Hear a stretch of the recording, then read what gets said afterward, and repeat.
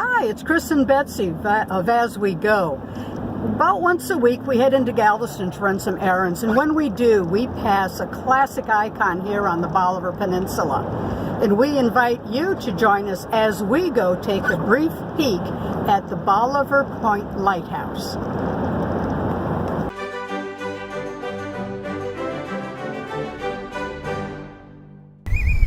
Try it one more time.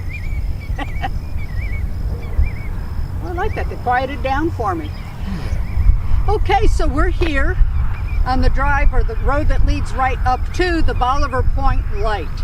This is actually private property now behind us, so we can't go in and actually check things out any closer, but we're going to try and get some stuff here while we're here today. This is about the third structure on this location for navigation. The first one went in 1852, shortly after Texas was annexed by the United States. But during the Civil War, it totally disappeared. Texas was a Confederate state. Price of iron skyrocketed. The tower came down so that A, the Union couldn't get a hold of it and use it for navigation, and B, so they could recycle that iron and use it for the war effort. In 1865, a temporary tower went up, just constructed out of wood, and in 1872, the structure behind us here went into place, followed by the lighthouse keeper's quarters.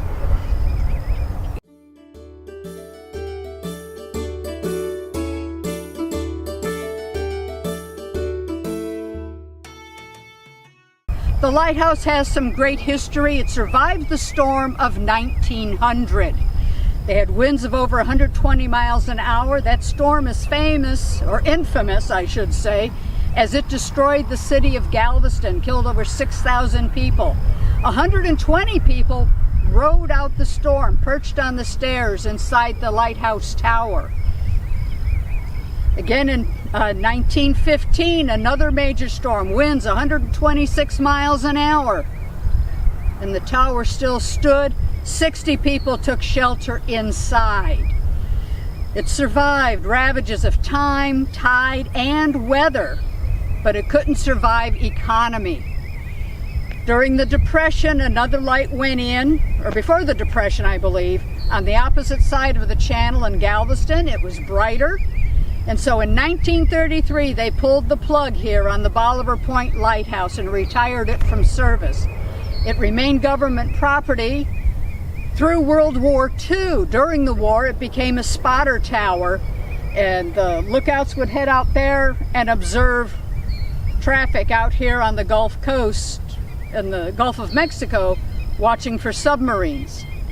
In 1947, the government declared her surplus, and she was sold at auction, and she was purchased by a ranching family that's local, the Boyd family. They still own the property to this day. They've restored the residential quarters, and we recently learned from the author of Lighthouses of Texas, Steph McDougal. We met her up at the Texas City Museum, and she was sharing with us how the owners of the property are now researching what they need to do a full restoration of the lighthouse. Will it be open to the public after that point? Who knows? But it's exciting to know the tower's not going anywhere, but will actually be restored.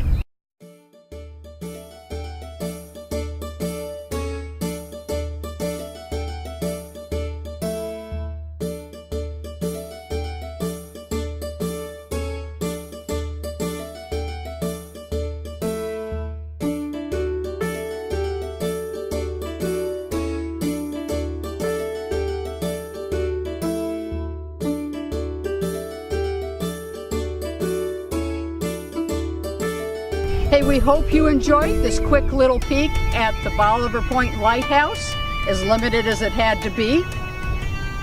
If you liked our video, give it a thumbs up. And do please subscribe. We'd love to have you stay in touch with what we have going on out here as we record our travels. And who knows, as we go, maybe someday we'll see you on the road.